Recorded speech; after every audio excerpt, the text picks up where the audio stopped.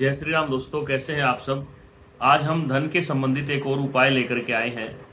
यह उपाय आपको विशेष रूप से लाभदायक होगा, लेकिन उसको करने से बतलाने से पहले हम आपसे दो चार बातें करेंगे जो आपको समझनी है। देखिए, आप कभी विचार करिए कितने शब्द बोले जाते हैं। हम सुबह से शाम तक कितने शब्द बोलते हैं, जन्म से मरण तक कितनी बातें करते हैं, कितने प्रकार के शोर आपको सुबह से शाम तक सुनाई देते हैं। उनमें प्रातःकाल की शंख ध्वनि, मंदिरों में बजती हुई आरतियां, आपके घर के बच्चों की किलकारियां, आसपास में पक्षियों का कलरव और अनेक प्रकार के गाड़ियों के हॉर्न, अच्छी बुरी बातें, लड़ाई झगड़ा, सब चीजें आप देखते हैं। आपने कभी महसूस किया है कि ये शब्द कहाँ जाते हैं? दोस्तों, इसी बात को मैं समझाना चाहता हूँ, क्योंकि जो आकाश है वो शब्दमय है। हम जितने भी शब्द बोलते हैं सारे आकाश में विलीन हो जाते हैं। धरती माता वो गंधवती है, और वायु है वो स्पर्श का प्रतीक है, और जल है वो गीलापन को, नमी को धारण किए हुए है। हर एक तत्व का अलग अलग विधान है, तो उसी के अंदर आता है आपकी वाणी का तत्व आकाश। हम जितने भी मंत्र बोलते हैं, जितने भी पूजा करते हैं, जितने भी शब्द जन्म से मरण तक सुनते हैं या बोलते हैं, वे सारे आकाश में विलीन हो जाते हैं। अगर आप कुएं के अंदर बैठ करके कुछ बोलोगे तो आपको आपकी आवाज वापस सुनाई देगी। अर्थात जो भी आप बोल रहे हैं, आकाश में जो शब्दवाणी जा रही है, उसका आपको वापस प्रभाव मिलना निश्चिंत है।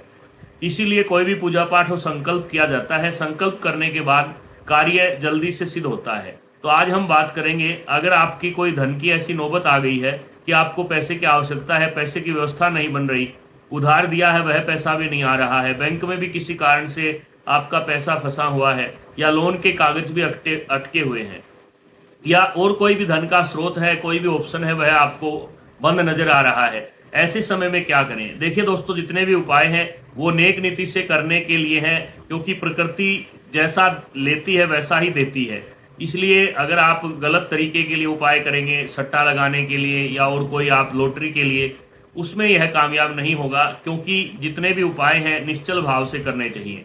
हम बार बार कहते हैं देवम भूत्वा यगम कुर्यात्। अब आपको यह समझना है कि कौन सा ऐसा उपाय है जिसके करने से आपको धन के जितने भी रुके हुए काम हैं वो जल्दी से जल्दी बनेंगे।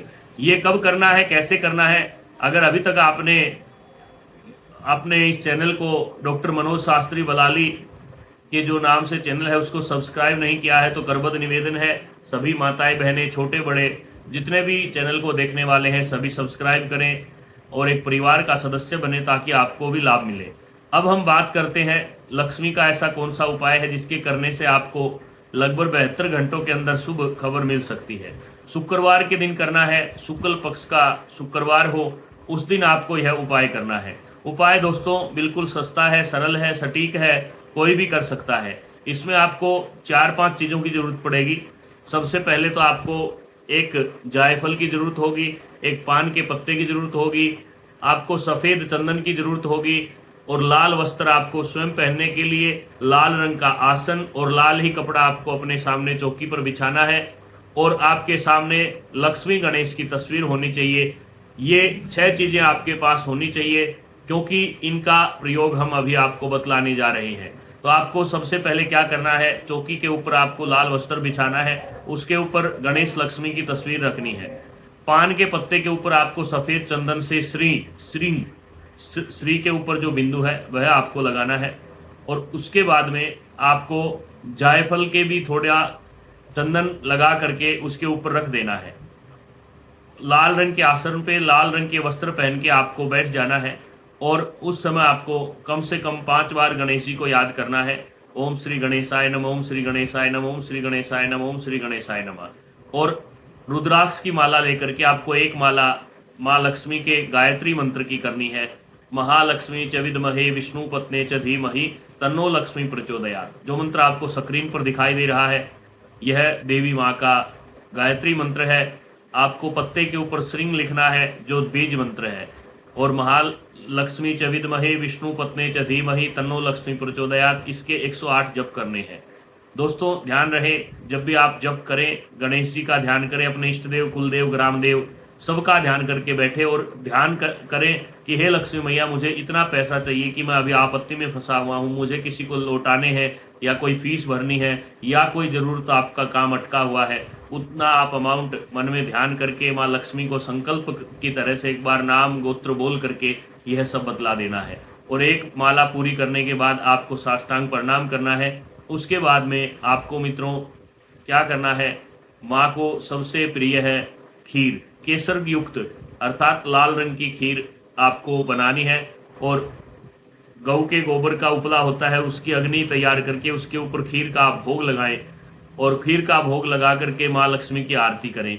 आरती करने के बाद आपको वह जायफल और पान का पत्ता मोली से लपेट करके अपने तिजोरी में रखना है। और जहाँ भी आप पैसे रखते हैं तिजोरी में रखना है। अगर व्यापार में आपको काम अटका हुआ तो अपने व्यापार के ऑफिस का जो आपका तिजोरी है जिसमें आप पैसे रखते हैं, कैश रखते हैं, वहाँ भी आप रख सकते हैं।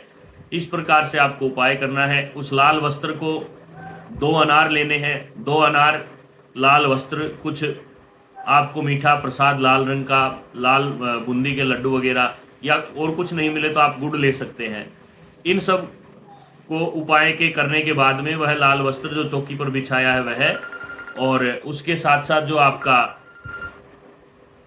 अभी जो हमने आपको बतलाया है लाल रंग का जो अनार है, 2 पीस अनार के, और कुछ यथाशक्ति लड्डू या गुड़, लाल वस्त्र, सारी चीज़ें आसपास में भगवान विष्णु लक्ष्मी का मंदिर हो तो वहाँ पे चढ़ाएं, नहीं तो आप दुर्गा माँ को यह चढ़ा सकते हैं और दुर्गा माँ को चढ़ा करके आप आराधना कर सकते हैं।